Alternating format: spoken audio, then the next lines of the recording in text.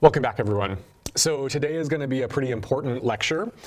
This is where we are going to derive from scratch the simplest differential equation, x dot equals lambda x, or the derivative of x with respect to time is proportional to x. Okay, and we're going to derive this with a very simple example of the population of bunnies growing in the wild. We're going to solve this. We're going to write down what the solution is for x as a function of time, and I'm going to kind of walk you through a number of other examples of where this kind of really simple differential equation comes up. So if you need to brush up on your calculus, you can go check out some of the previous videos, kind of the review of calculus, but at this point you should be pretty comfortable with taking derivatives and writing down how things change in time as dx dt. Okay, so I'm going to start with one of my kind of favorite examples, which again is population dynamics. I think that's a really intuitive example of this simple linear differential equation. So we're going to say that we have some bunnies. Let's say we have some bunnies. Let us say that bunnies, what do bunnies love to do? Bunnies love to procreate. Let's say that bunnies are procreating at a prodigious rate. So they are growing more and more and more. That's what bunnies do. If you have a couple of bunnies, soon you'll have more than a couple of bunnies, and then you'll have way too many bunnies.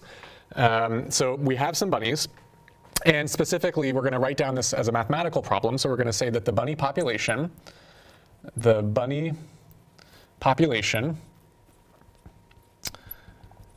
is the variable x. So x is literally going to be, how many bunnies I have. The bunny population is x. And the population grows. The population grows. Now you would assume that the population of bunnies grows proportional to how many bunnies there are. Okay, so if I have a few bunnies, that few bunnies, they're going to have baby bunnies proportional to how many there were originally. And if I have 100 times as many bunnies to start with, then I'm going to have 100 times more baby bunnies, right? So the population grows at a rate that is proportional to the size of the population x. So the population grows at a rate, and we're going to call this rate lambda, proportional to the population size,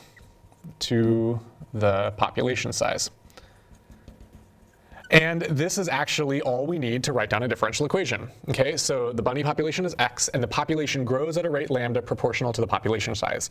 What that means is the rate of change, the population grows, the rate of change of the population in time, I'm going to write this down, the rate of change, ddt, of the population x, dx dt, the rate of the change of population x of bunnies with respect to time, it grows or shrinks in time, and the amount to which x changes is proportional to the population size at a rate lambda. So lambda is essentially the birth rate. Given x amount of bunnies, lambda times x is how many baby bunnies are born kind of at a constant rate. Okay, and so this is, whenever you see an x dot here, we just define dx dt to be, we call that x dot. Okay, so dot is a special symbol we use to refer to the change of something in time. So x dot equals dx dt. And just by writing down a word problem, kind of our choice in modeling this population of bunnies is that we're saying that the number of baby bunnies is going to be proportional to the number of current bunnies. So the number of baby bunnies, the rate of change in my population, is proportional. This lambda is just a number. It could be 5, it could be 2, it could be 1.02 times the current population x. Okay. Now, whenever I write down a mathematical model, you should be thinking to yourself, how useful is this model? Are there things I'm leaving out of the model that are really important? And how much harder would my life be if I included those extra terms in the model? So for example, we know that bunnies are not immortal. They do, in fact, die. So there's also a death rate, a minus d times x, that in principle should be proportional, again, to the population size of those bunnies. So lambda, is the growth rate. Maybe lambda is actually the growth rate minus the death rate. Okay, that would be another constant that we could call lambda. Now, there might be predators, there might be wolves that are eating those bunnies. I'm not including any of those other dynamics here, but we will very soon. In the next few lectures, we're going to start building up how do we add more assumptions and make this a more realistic model and make this a richer differential equation. But for now, this is a pretty good model. If you just have a big open field or forest and you drop down 10 bunnies, very soon you'll have 20 bunnies, and soon after that you'll have 40 bunnies, and then 80, and so on and so forth, until something else happens, like they eat all the food, or wolves or foxes come in and start eating them. So this is a pretty good model for now. Good. And so the basic question we're going to ask is, what is the population as a function of time? So what is the population as a function of time? As a function of time. And specifically, that is, this x is the population of my bunnies, and it is a function of time. So I might want to, plot x as a function of time. And again, we have this intuition that bunnies are going to kind of grow and grow and grow exponentially. So we guess that it's going to look something like this. As time goes on, this population is going to explode. But how do I actually solve for x of t given this differential equation? So that's what I'm going to do right now. We're going to solve this differential equation. We're going to kind of relate that to our intuition. And then I'm going to give you some more examples. Good. So I think what I want to do is I want to solve this differential equation. And there are actually a number of ways we can solve this. So in this lecture and in the next few lectures, I'm actually going to give you 2 or 3 or 4 different ways of solving this differential equation. But for now, we're just going to use basic calculus, things you totally already know. Okay, so I'm literally just going to call this, method 1. Okay, the method 1 solution. There's like 4 of these. And so we're going to start with dx dt equals lambda x. And I always ask my students in a live lecture, what are some ways to solve this differential equation? So some of the students might say, well, guess the solution. I think the solution is exponential growth. You probably told me that the solution is exponential growth. I could guess that. That's fine. Usually, at least some of my students say, well, separate the variables and integrate. So that's what we're going to do is we're going to take this dx dt, and we're going to split this differential. We're going to multiply both sides by dt, and then integrate both sides. So we're essentially going to get what am I going to do? I'm going to multiply both sides by dt, and I'm actually going to divide both sides by x to get all of my x's on one side and all of my t's on the other. So this is going to be dx over x equals lambda dt. And now I can integrate both sides of this. So I can integrate both sides of this.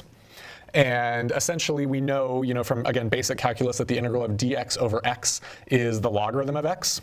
Okay, so I'm going to say, maybe I'll write little arrows here. This implies kind of the next step is that if I integrate both sides, I get the logarithm ln of x of t. And I'm going to write x explicitly as x of t. It's a function of time. Sometimes I'll drop that of t.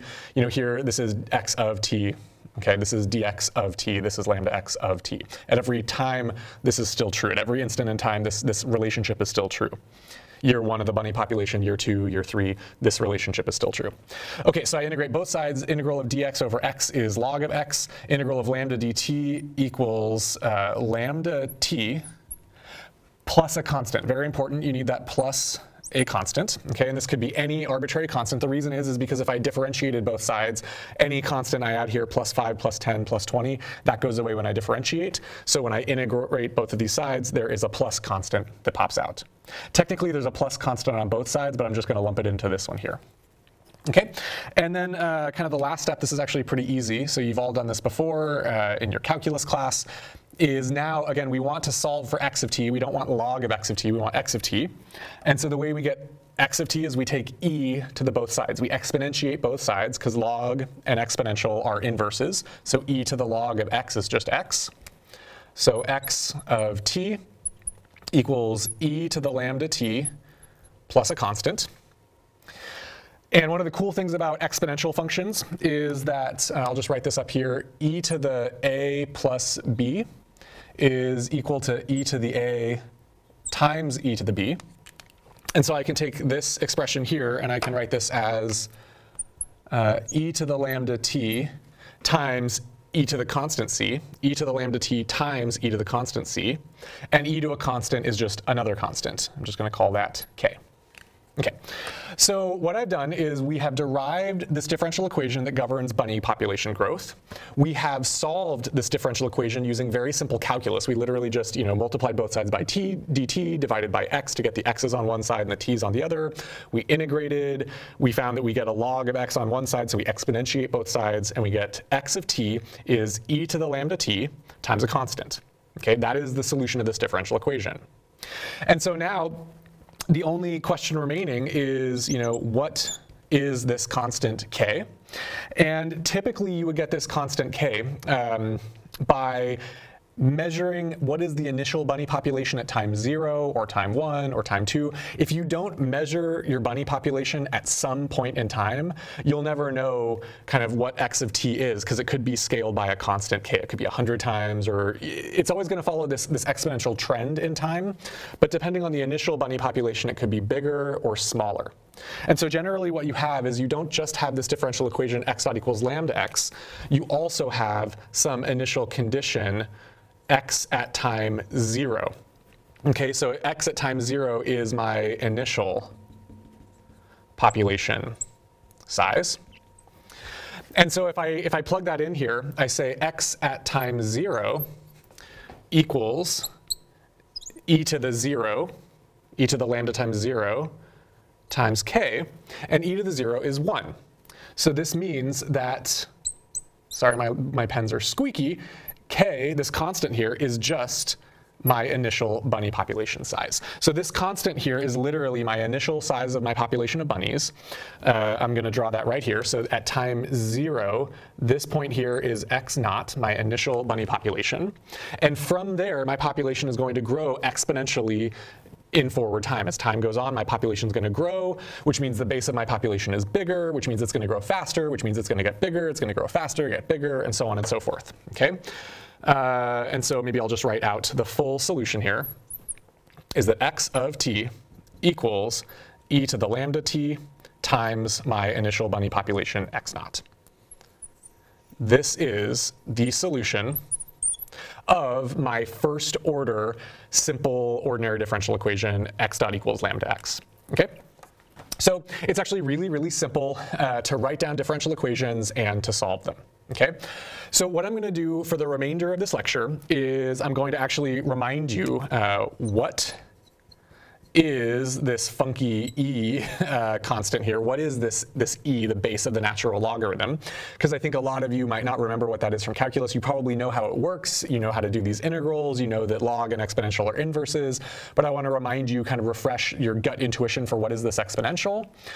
Then I'm going to give you a ton more examples of systems that are governed by this kind of dynamics of x dot equals lambda x. We call this a first order, I'll write this down, we call this a first order linear ordinary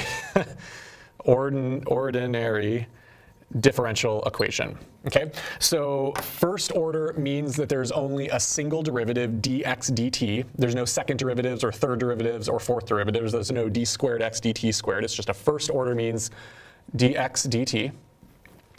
Linear means that the way that x changes in time is linearly proportional to x. This is just a number, a constant lambda. If this was dx dt equals x squared, that would be nonlinear. So linear means that this equals, a constant times x. It's linearly proportional to the state of the system x. And ordinary just means that my state x only depends on a single independent variable time. So I don't need to take partial derivatives. I don't need to have, x doesn't depend on multiple independent variables like t and q and p and things like that. Okay, so there's only one variable that x depends on. And so this is the simplest differential equation. It is first order, it is linear, and it is ordinary. And it has a very, very simple solution. In fact, I'm going to show you in the next lecture that this magic function e to the lambda t, this special function here, you can actually derive its Taylor series as the solution of this differential equation. So all of our favorite functions, exponential, logarithm, sines, and cosines, those were essentially created because they are the solutions of very, very common first-order linear ordinary differential equations. Okay? Good. So I'm going to erase this, and then we're going to talk about what is E, and then we're going to give you some more examples. So stay put.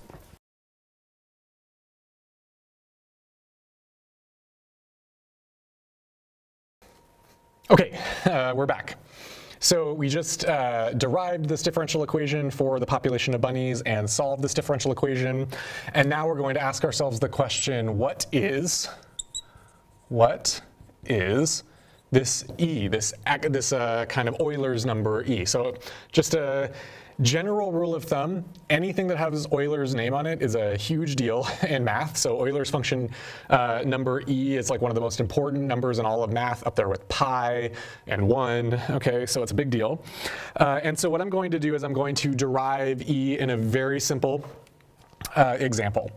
So a lot of us, when we're taught about the exponential function and how exponential growth works, we are taught this in the context of like finances and investing and compound interest. Okay, so kind of economics is actually one of the cool and very intuitive areas where this special number E and this function e to the t come up pretty often. So that's what I'm going to use to motivate this. Okay, so what we're going to do is we're going to just assume that we're borrowing some money. So let's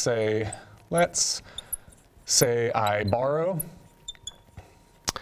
money. I borrow money to buy a new car. Okay, I need a new car to buy a new car, maybe a used car, but a car that is new to me. Okay, so I'm going to borrow money to buy a new car.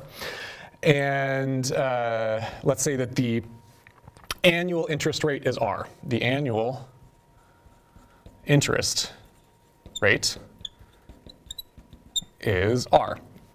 Okay, so if the annual interest rate is R, then if my interest gets compounded at the end of every year, then I would basically have my initial loan amount, X at year 0. Right now I borrow X amount of dollars at time 0. And at year 1, at the end of 1 year, X at time 1 is going to equal 1 plus R times that number.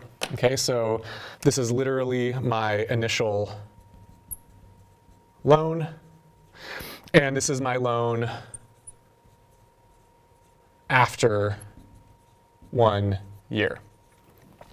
And this is what would happen if your loan interest was compounded annually at a rate R. Okay, so maybe I borrow 5%. You know, I borrow a loan with 5% interest rate, and so after 1 year, I pay 1.05 times. That's how much I owe of my initial loan amount. Now, at the time of filming this lecture, at least in the US, our interest rates have risen at a rate that is, I think, the highest in the last 50 years. So this R is much bigger than it was even 1 year ago, which is not great if you need to borrow money. But anyway, this is how it works if you compound annually. But banks are smarter than this. They're not going to give you, they're not going to loan you money at an annual compound rate. What they're going to do is they're going to compound it more continuously. Let's say they want you to have this rate R, but instead of compounding at the end of the year, they're going to compound every month. Okay, so let's see what this would look like. So this is, let's say, yearly. Let's see what it would look like if it was monthly. Okay, so if they compounded monthly, what you would have is you would have, again, x0, my initial loan amount. But now what we're going to do is we're going to take this R and we're going to divide it by 12, okay, because we're going to take this rate R that was annual and divide it into 12 pieces. So we're going to have 1 plus R over 12. But now we're going to multiply, in January, I have 1 plus R over 12. In February, I take that amount times 1 plus R over 12, because that little teeny bit of interest that I now owe from January, there's interest on that in February. And that 1 plus R over 12 from January and February, that gets interest in March and in April and in May. And so you take this to the 12th power. Okay, and this might seem like a pretty small difference. We're actually going to, show in, we're going to compute these and show that they're not that different. But this is a little bit bigger than this, because all of that interest from January gets compounded in February, and that gets compounded in March. So there's a teeny little bit extra that the bank is going to get if they compound monthly. Okay, so that's X at year 1 still. Now, why stop there? Banks are notoriously clever at getting your money. So what if they compound daily? Okay, so daily compounding. Again, this is pretty easy. We're going to compute this. This is x1 equals 1 plus r over 365 days in the year to the 365 power times x naught. Now this might seem like a lot of effort, but they do this electronically, and this is where this exponential function comes in. Again, this is a little bit bigger than monthly compounding, which is a little bit bigger than yearly compounding, because now every day that little bit of interest gets, is the base for the interest that I accrue on the next day. Okay, and so being very clever, banks have figured out that the smartest thing you can do is you can compound this continuously. Every microsecond, every Planck instant, the bank is compounding the interest that you made on the last microsecond or tiny little Planck instant or nanosecond. And so kind of in the natural progression, the limit of this would be x of 1 equals the limit as n goes to infinity of 1 plus r over n to the nth power times x naught. And in fact, this is the definition of e to the r. Okay, so this is how we define this exponential function. E to some power is literally this expression here that you would use to find the best way to compound continuously. This is compounded continuously. Your money is always working either for you or against you. I think there's an Einstein quote that, something to the effect of, understanding the power of exponential growth in economics is like one of the most powerful forces in the entire universe, is this kind of exponential growth of an investment or, of a loan. Okay, it's what kind of keeps you growing or sinking. And so this is how we define this exponential function. And if we just plopped out, instead of r here, a rate, I just put in 1, I would get the number e. So e is this expression where r equals 1. E to the 1 equals e. Okay, 1 plus 1 over n to the power n as I take infinitely many little steps n. Okay, so this is literally what I mean by the exponential. And again, e is Euler's number. Euler is a pretty cool mathematician, pretty interesting fellow. Maybe I'll tell you more about Euler at some point in the future. I think he had a lot of children, extremely prolific, probably one of the most prolific mathematicians who ever lived, wrote bookshelves of math books. I remember at the Caltech math library, there was an entire massive stack dedicated to like all of Euler. It was just all Euler all the time. Blind in one eye, because he was so serious about his work. There was this astronomical challenge to measure some planetary object or some object in our solar system and predict where it was going to be. This was like a global competition at the time for fame and fortune. And Euler, thinking that someone else was going to get there first, stayed up for 3 nights in a row, looking through his telescope with one eye and writing down math with the other, like a loon, and actually damaged his eyesight permanently. He actually was blind in one eye after that, but he solved the problem, won the prize, fame and fortune, and today we still remember Euler, and E is one of the most important numbers of all of mathematics. Okay, so this is how we think of E and Euler's number in terms of compound interest. I'm going to just fire up a quick Python script here. Let's see if I can plug this in quickly. And we're just going to compute some of these things to see how this looks. What is, let's say r equals 0.05. This will just take a moment to pop over to the right place. Good. So let's for a moment just say, where am I going to write this? I'm just going to say, let's say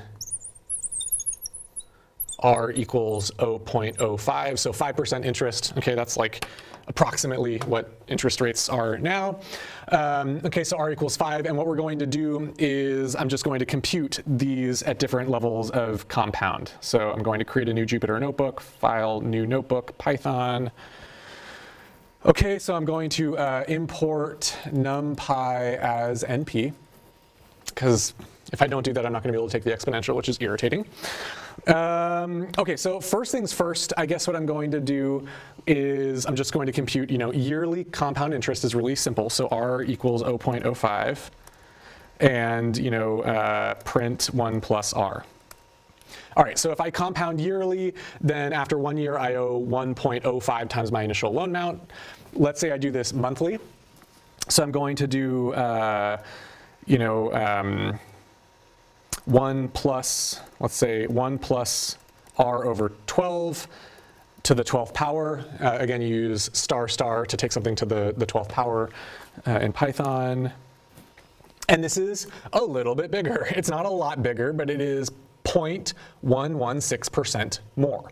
That's a very small amount. You would barely even notice it, but this is more that the bank is getting if they compound monthly than yearly. Let's say we do this annually, 1 plus r over 365 to the power 365. Okay, even a teeny bit bigger. Now instead of 0.11% bigger, now it's 0.12% bigger, a little bit bigger.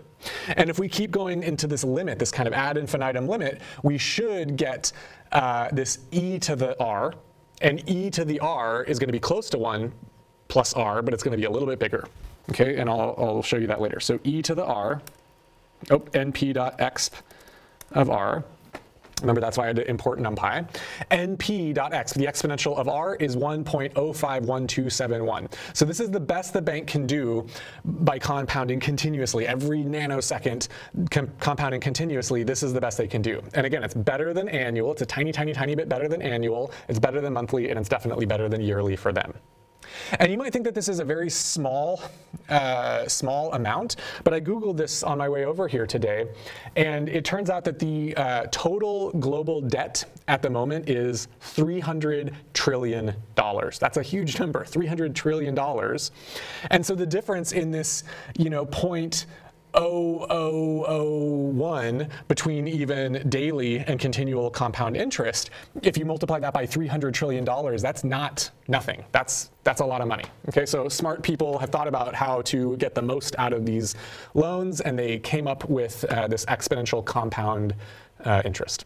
Good.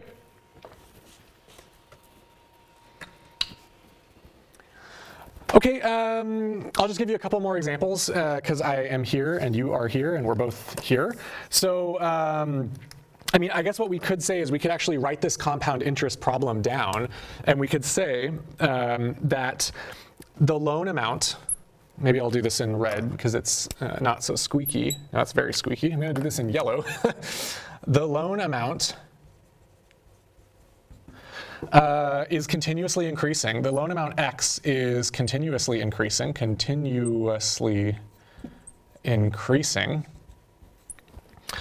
at a rate R proportional to the current loan amount. Proportional, this is supposed to sound familiar, proportional to the current loan amount. So again, this is just like the bunny population now. What we have is essentially, and I'm going to write this a few different ways. If this was essentially dx dt, the loan amount x is increasing at a rate, x is changing in time at a rate r proportional to the current loan amount. So this is exactly what we had before. And again, the solution to this differential equation is my loan amount in the future is e to the r t times my initial loan amount. So after 1 year, x at 1 year is e to the r x naught. At 2 years, my loan amount is e to the 2r x naught, and so on and so forth. Okay, and this is going to grow super duper fast. So you either, if you are borrowing money, you're going to borrow more money if you don't pay it off, and it's going to get worse and worse and worse exponentially. Or if you have some money and you invest it now, that's going to grow exponentially if you get a good rate R. Okay, so this is a very, very powerful, powerful concept. Again, this is a differential equation. And if I was dealing with one of these yearly or monthly or daily, I would write this as a difference equation. I'd say delta x equals r times x of t times delta t, my little time increment. And this would essentially establish a discrete time update every year or every month or every day. And it's kind of interesting. This actually should get you thinking back to that bunny example.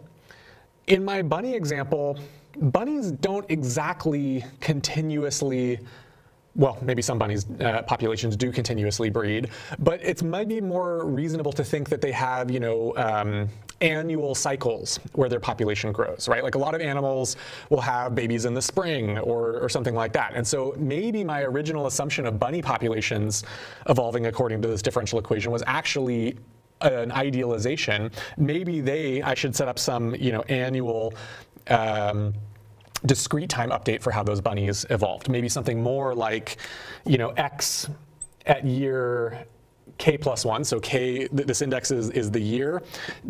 My bunny population at the next year is maybe 1 plus lambda times my bunny population this year. That might be, or 1 plus r times my bunny population this year. So maybe bunnies are actually more like yearly compounding. If you had a large enough population so you could average over those effects, of not being able to birth continuously, and maybe there weren't significant weather fluctuations, so bunnies could have babies whenever they wanted, then maybe this would be better approximated by that continuous differential equation. So this is a theme in this class. I want you to always be questioning my assumptions and the foundations of how I'm, what I'm using to derive these equations, because everything you write down in math is an idealization of the real world, and it really helps to understand what approximations you're making, what assumptions you're making, and how would you make it more rich and complex and accurate if you needed to. Okay. Good. Okay, I'm going to erase this. I'll give you kind of 1 or 2 more quick examples, and then I'll be done.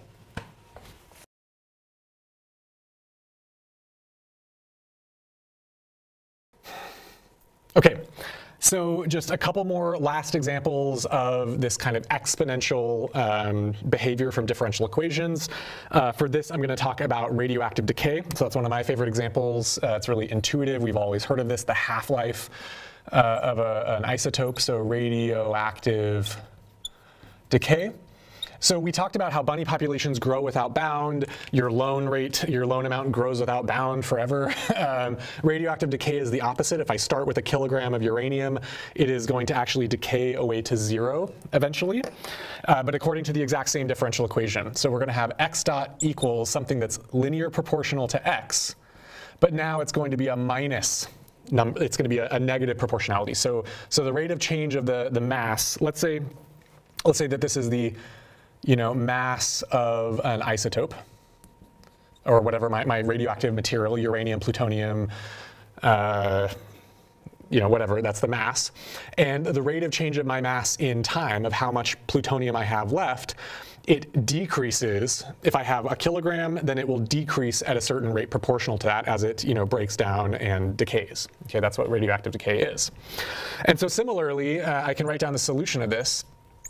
X at time t is equal to e to the minus lambda t times however much I initially started with. Let's say I had like a kilogram of uranium. I don't, so don't come for me.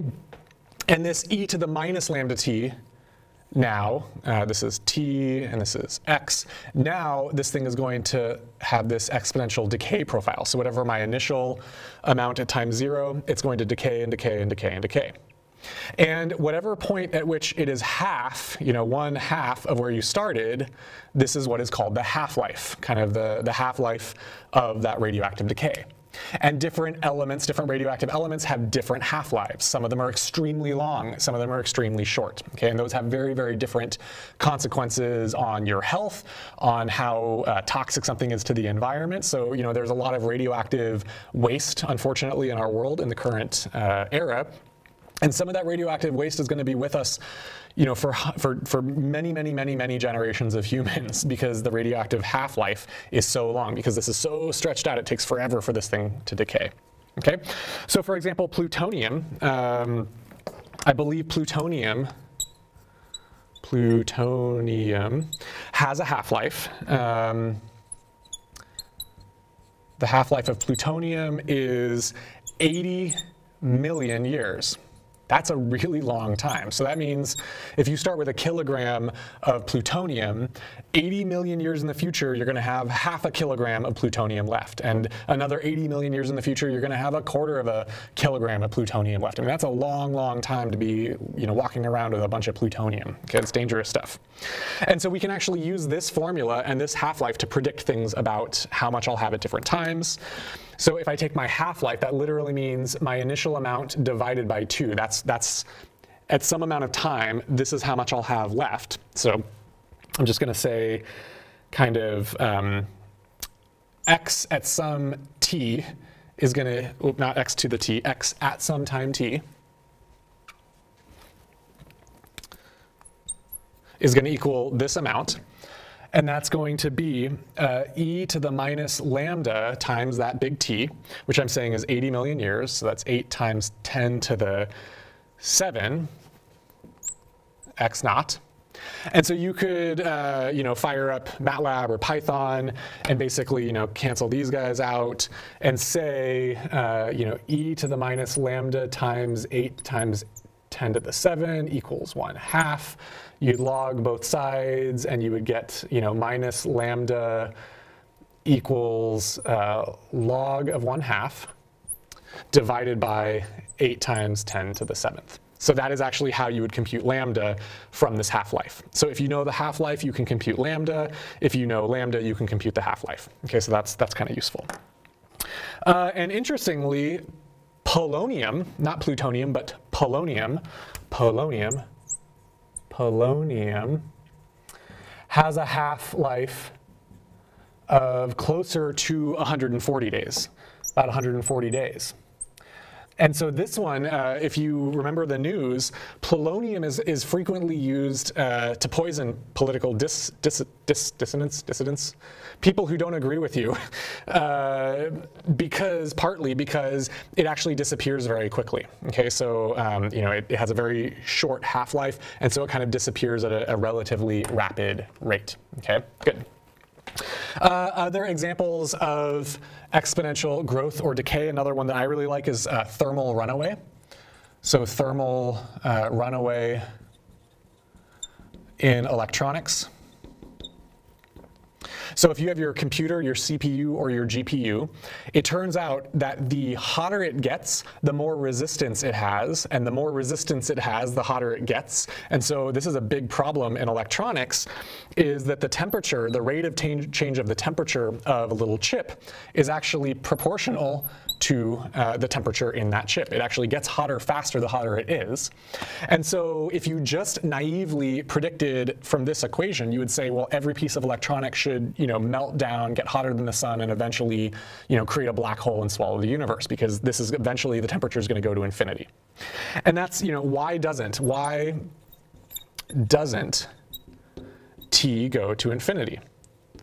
And there's a number of reasons. The first kind of most obvious reason is that this is just an approximation. This is locally true for little changes in temperature. A little bit more temperature does make my resistance higher. It does make it get hotter faster. But at some temperature, when my little piece of electronics is hot enough, it starts radiating to the environment. There's actually something called blackbody radiation or Stefan-Boltzmann radiation. And so this is not exactly true. This is just an approximation. At some point, there is a nonlinearity that kicks in, this minus t cubed. This stops being a linear differential equation. And this is because of radiation. And that kind of helps to, this is going to grow exponentially. So if I look at my temperature as a function of time, this thing is going to grow kind of exponentially for a little while until this nonlinearity gets big, and then it's going to kind of saturate at some hot temperature where it's radiating as much energy as is being generated. Okay, so also just good to know in general that these linear assumptions are often true until they're not. My bunny population may grow exponentially until they run out of resources or run out of food, or until wolves or foxes come into the neighborhood and there's some nonlinear effect. My loan amount will grow and grow and grow until the global financial system collapses, right? There's always these other effects, and so you need to be kind of aware that this is really an approximation.